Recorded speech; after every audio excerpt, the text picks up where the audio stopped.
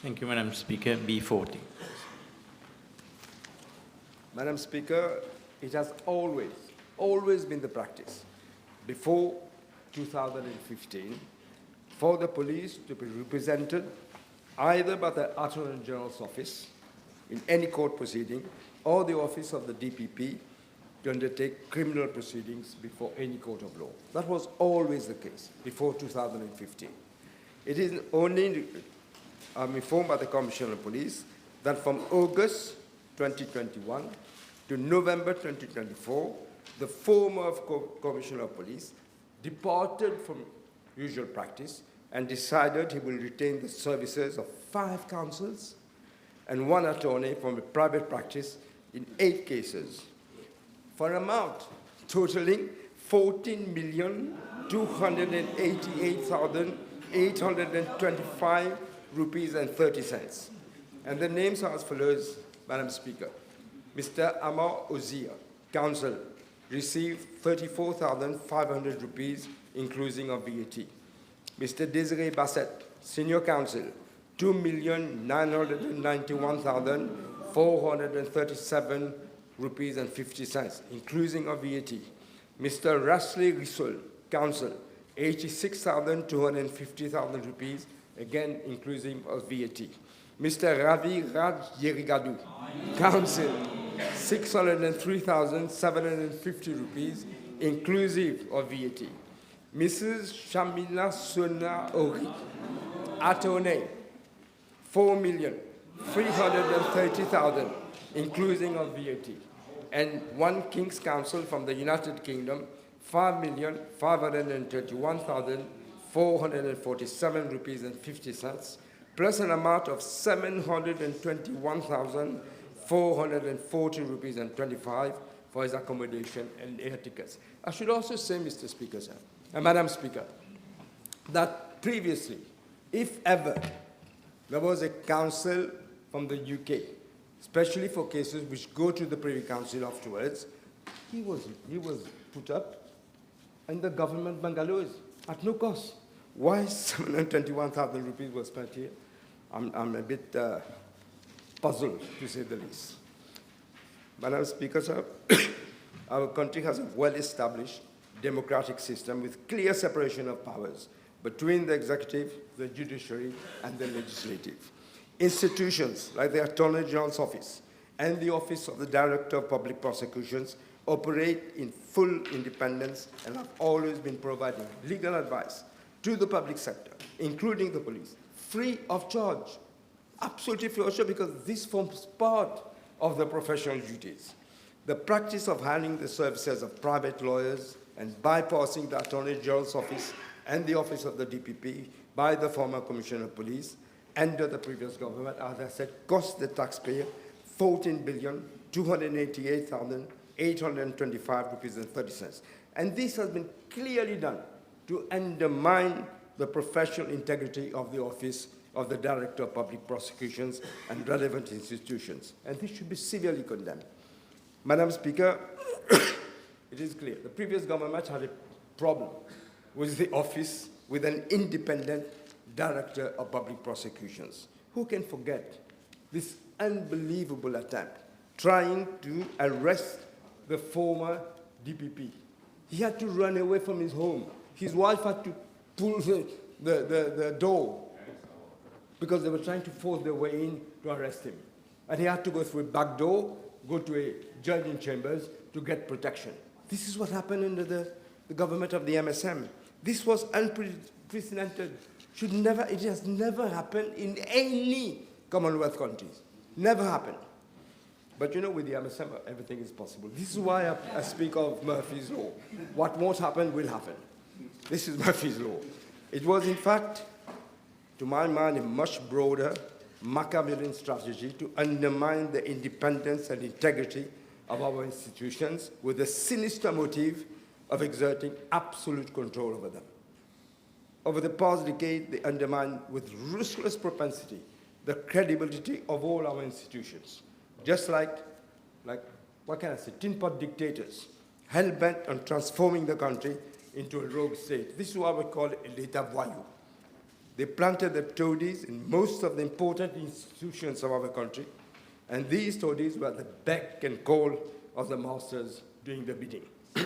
Let me assure the House and the population at large that we will not condone such practices, nobody on this side.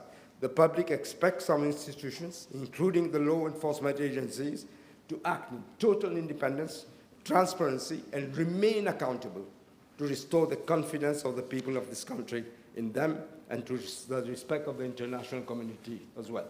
Thank you. Thank you. Yes.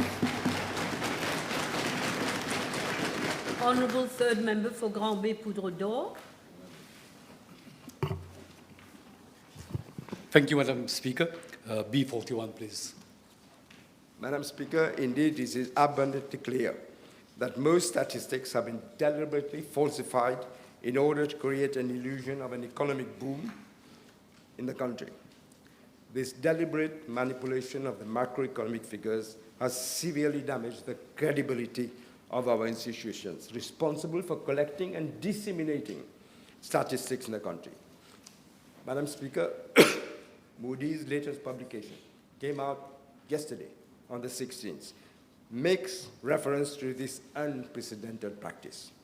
The House would recall that in June 2021, of the issue of economic and social indicators on the National Accounts estimates published on the 28th of June 2021, that is 2 days later, that is on 30th of June, a revised issue of National Account estimates was published. So between the two publications, the GDP growth figures was increased from 4.4% to 5.4%, a full 100 basis over just 2 days. This is evidence of manipulation. The previous chairman of the Statistics Board, a highly competent professional in the private sector, he was asked to manipulate the figures. He refused. He refused to be part of this falsification of the figures, and he said he would rather resign, which he did, but he refused to do it, and he should be applauded for this.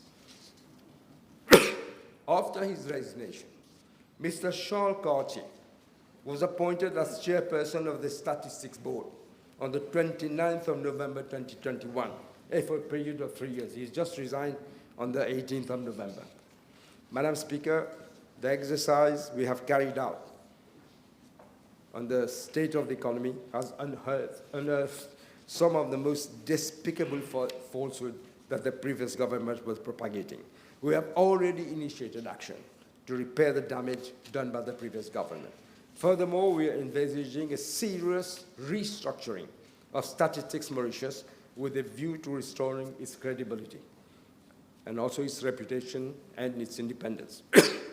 We must ensure that such blatant manipulation is not restored to by any government. And after setting up of the inquiry, as for the setting up of the inquiry, I must say I'm looking at it very, very closely because I think this might be the best way to prevent such a despicable practice. That is what I have to say. Thank you. Honourable First Member for Savannah and Black River. Thank you, Madam Speaker. B42. Madam Speaker, the House will recall that in 2007, mandatory social programs were introduced for projects under the Integrated Resort Scheme. These programs required developers to contribute 200,000 rupees per residential property sold in order to contribute for the social and economic upliftment of the neighboring community where the project is being implemented. In 2009, following the implementation of the Corporate Social Responsibility, what we call CSR, IRS promoters were given the option to implement a CSR program, finance an approved NGO, or remit their contribution to the National Empowerment Foundation. In 2015, when the Property Development Scheme was introduced to replace the previous schemes, a social contribution of 200,000 rupees per residential unit until sold was maintained. However, Regulation 10.1 of the Economic Development Board, regulations of 2015, required that the promoters use their contributions for the financing of social programs identified by social needs analysis carried out, unfortunately, by the promoters themselves for the neighboring community. But as from 20th of April 2024, Regulation 10 was amended to provide that the contribution of promoters to be credited to the National Resilience Fund. Mr. Speaker, sir, I'm informed by the Economic Development Board that since the introduction of the Property Development Scheme, 63 projects have been issued with a certificate, comprising 3,006 residential units, of which 1,093 have been sold. This represents a contribution of 218.6 million. I'm also informed by the Economic Development Board that as at date, out of the social contribution of 218.6 million, around 129.6 million have been spent on social projects by the promoters themselves. 9.7 million has been transferred to the National Resilience Fund. Therefore, unspent social contribution of around 20 million is not accounted for at this point. There is no clear indication of where the sum of 80 million. The Economic Development Board has been asked to look into it. Government is in the process of completely reviewing the operations of the Economic Development Board, and this will include the way the property development scheme have been implemented over the years. Yes. All right. Honourable fourth member for Rodrigues. Thank you, Madam Speaker. 1B 43. Madam Speaker, I'm informed by the Acting Financial Secretary that the Rodrigues Airport project has 4 components, which is estimated to cost around $200 million. The project will be financed by a loan of $184 million from the World Bank and a grant of 15.7 million euros from the European Union. The 4 components of the projects are as follows. First, an amount of 170 million has been earmarked for the infrastructure development, including the construction of a new airport runway, a new control tower, a meteorological building, and a rescue and fire fighting station. Second, $10 million for technical assistance to support the project implementation and aviation sector development. Third, another $10 million for technical assistance and small investments to support Rodrigues' sustainable integrated development with focus on access to water and food security. And finally, a fourth $10 million for technical assistance for sustainable development of Rodrigues' tourism sector. Madam Speaker, regarding part A of the question, I think it's a long answer. I'm tabling the information requested by the Honourable Member. As of date, no disbursement has been effected from the loan and the grant components. As for part B of the question, Madam Speaker, I'm informed that the draft tender documents were sent to the World Bank on the 30th of October 2024 for review. The World Bank has submitted its comments on the 15th of November 2024. Airports of Mauritius is presently working with GIB Mauritius, the project consultant, to amend the tender documents to reflect the comments of the bank. Once finalized, the document will be resubmitted to the World Bank for its considerations. Thereafter, Airports of Mauritius Limited would seek the approval of its board and subsequently of government prior to floating of tender for the construction works of the runway and other airport-related facilities. The tender is expected to be launched around January next year, with closing bids around April 2025. Contract would then be awarded, hopefully in July, with a work duration of 42 months as planned as planned to start in October 2025. And the project is expected to be completed around April of 2029. Yes. Honourable second member for Flac and Bon-Accueil. Thank you, Madam. 1B 44. Madam Speaker, the former Speaker of the National Assembly was elected on the 18th of July 2024. He submitted his resignation on the 5th of October 2024. That is, one day after the dissolution of the National Assembly. During that period of 78 days, I must say I was surprised. It's only 78 days. He did so much damage in 78 days. 78 days, he chaired 4 sittings of the National Assembly and undertook 3 official missions. A visit to the Lok Sabha, New Delhi, from 16th to 17th of August 2024. Then the 2024 Inter-Regional Seminar on the achievement of the Sustainable Development Goals for Parliaments of Developing Countries in China from 18th to 24th of August 2024. And third, a 10th Inter-Parliamentary Union Global Conference of Young Parliamentarians held in Armenia from 12th to 14th of September 2024. And as I said, Madam Speaker, Part B of the question, the total amount spent was 748,112 rupees for 3 missions in 78 days. Yes, the Honourable third member for Kati Milita and Boka. Thank you, Madam Speaker. B45, please.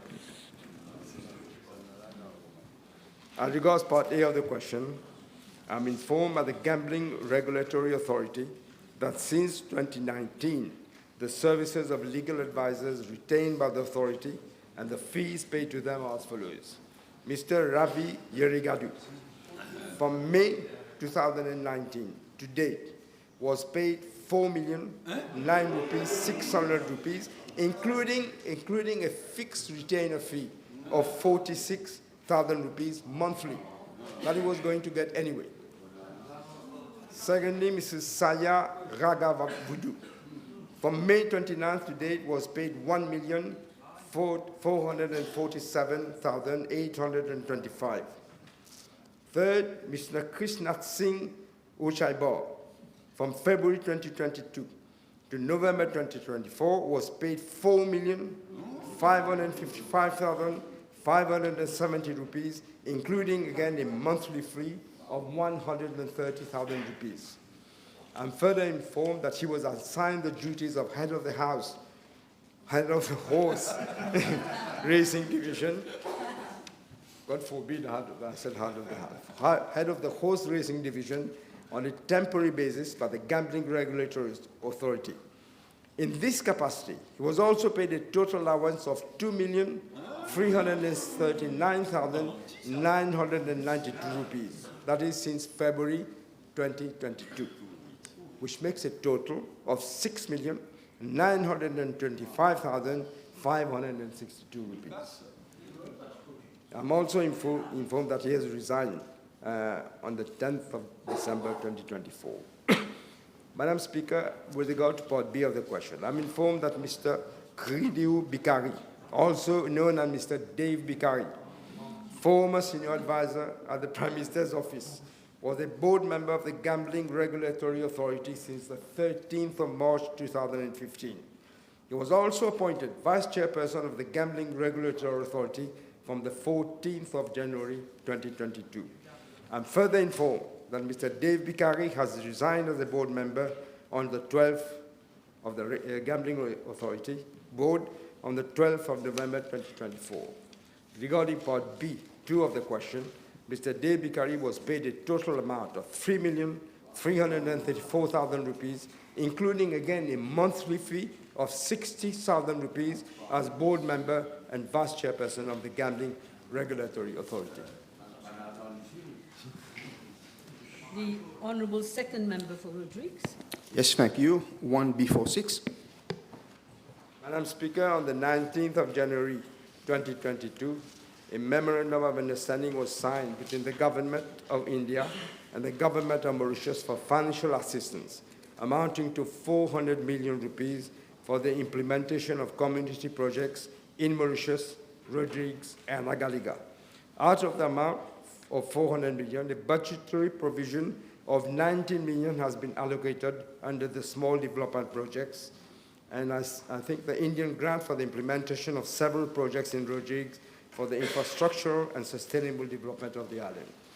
Madam Speaker, as regards to Part A, B, and C of the question, I'm tabling the information requested by the member because it's a very long answer. Thank you, Prime Minister. Yes. Yes, thank you, Madam Speaker. Madam Speaker, I'm thankful to the government of India and this small development projects for rigs and disaster risk reduction, renewable energy, and especially community development.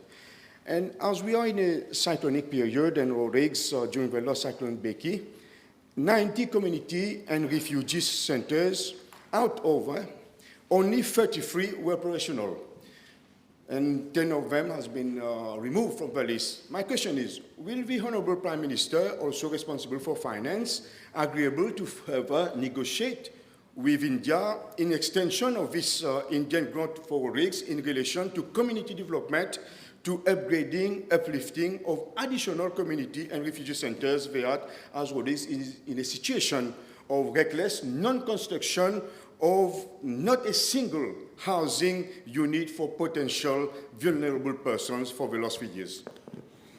I'll certainly do that. I'm quite actually shocked by what you're saying, but I will certainly look into that. Thank you. Yes. Now we have the Honourable fourth member for Rodrigues. Madam Speaker, 1B47. Madam Speaker, I'm informed by the Airport Terminal Operations Limited that the area adjacent to the external doors of the domestic departure lounge for Rodrigues was not designed as a drop-off area. In fact, this area is of an extent of about 2,560 square meters, was designed for the use as a parking area with 44 slots, out of which 35 are rented to authorized tour operators. 7 parking slots are used by the airport authorities, such as the police, the MRA, etc. The remaining 2 slots are reserved for vehicles transporting crew members. I'm also informed that the passengers departing to Rodrigues can access the domestic lounge through either the elevated roadway at the departure level 1, using either the lift or the stair, or the pick-up, drop-off platform.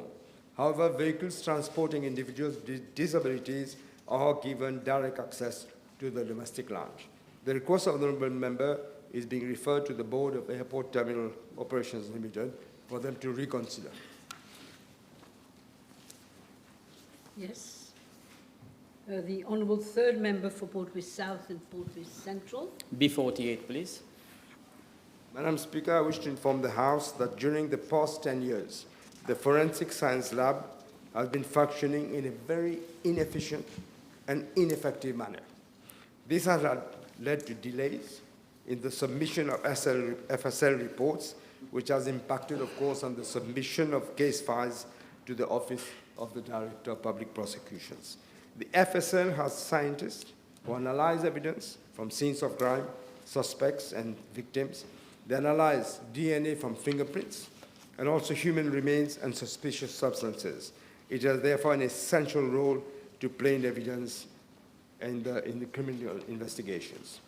The former director, who retired from the civil service in February 2023, was reappointed on contract for a period of 2 years. The contract was terminated from the 26th of November 2024, and it is the senior-most chief forensic scientist who has been assigned the duties of director. Madam Speaker, the House may wish to note that following several complaints from various institutions, undertook a project for revamping of the FSL in this respect. The support of a foreign expert was sought as director in October 2010. As soon as she assumed duty, she was systematically harassed, she was threatened, she claimed she thinks she was poisoned.